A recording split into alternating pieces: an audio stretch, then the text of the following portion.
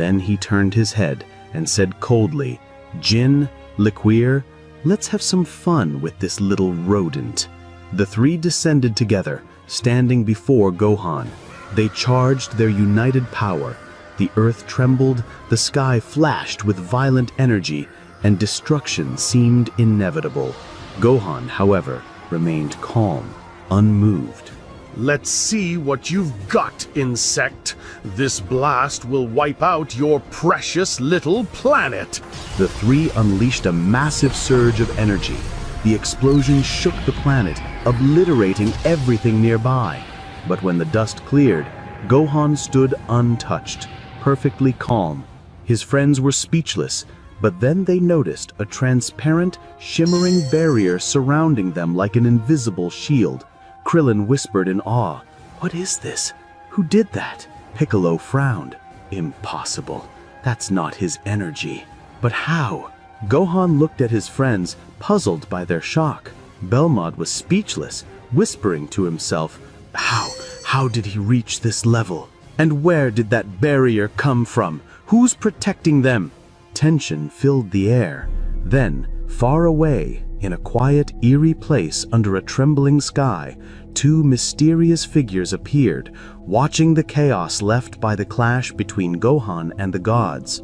Their features were hidden, but their immense aura made the air itself quiver. One extended his hand, and a strange blue energy swirled around it. His companion, with a deep, echoing voice, said, "So you've finally decided to move after all this time?" The other replied coldly, "Yes, there is no more room for delay. Only three things matter to me in this world: my family, this planet, and that person who caused what you have become." "I know who you mean. He's the reason you've become who you are now." At that moment, Goku's body trembled slightly, and he whispered to himself, "That energy, I can feel it from far away. Familiar, but changed, as if it has been transformed completely. Who are they?" "Stop, Goku. You're at a critical stage. Drowning in thought will ruin everything you've achieved." Goku smiled faintly and murmured, "Hold on, Gohan. Please. You're the hero now. I'll focus and come to you soon." In a vast celestial palace, towering above all universes, inside the great royal hall, the priest gathered with all his angels, his children, their faces reverent, not daring to look up at him. Behind them stood the Kaioshins from every universe, who looked uneasy and fearful. The high priest slowly raised his hand, then spoke in a heavy voice. "I have called you together today because we stand on the brink of a radical change in the system of the universes. What happened in the seventh universe was no accident. It was a disturbance in the sacred balance."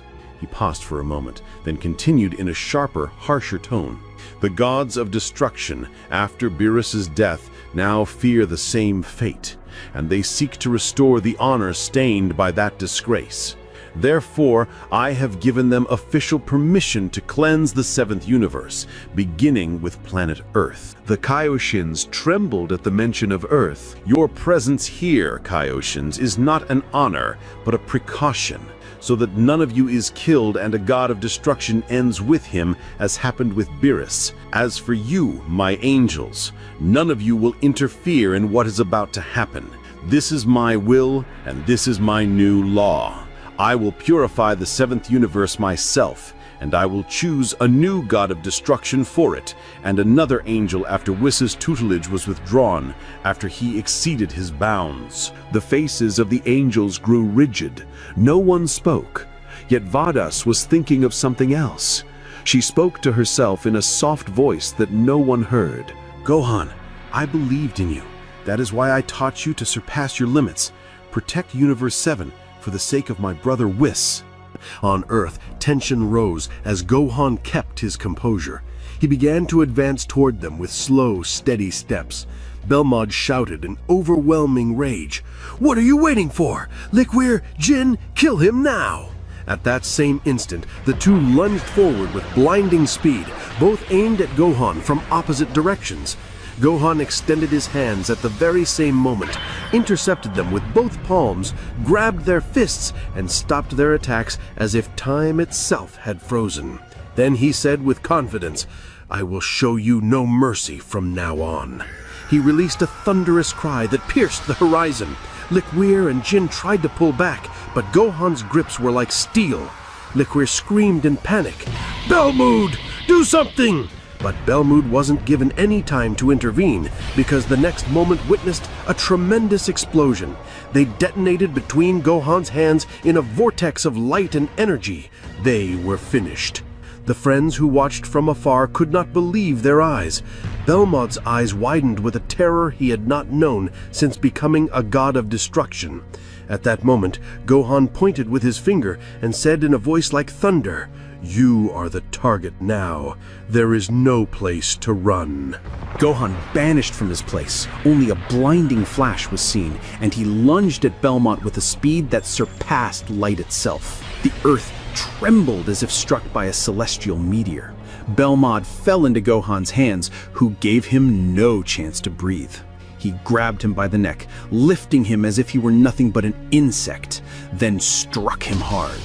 Gohan spoke in a deep, disdainful tone. "This is the so-called God of Destruction?" He was humiliating Belmont in front of everyone. All those present stood frozen in disbelief, unable to comprehend that this was the same Gohan they once knew. At that moment, Champa watched the scene unfold, and as he realized what was happening, a memory surfaced. He clenched his teeth and muttered in a trembling voice, "No, not again. This boy, he's repeating history. This is exactly what happened to Beerus." Belmod gasped for air, his head lifting, eyes trembling with fury and shame. "I, a god of destruction, humiliated like this, in front of everyone. You've torn my pride apart, boy. Enough!" The ground quaked again, and his body began to transform before everyone's eyes. Gohan stood still, completely calm, his eyes radiating nothing but confidence and contempt. Belmont approached with heavy steps.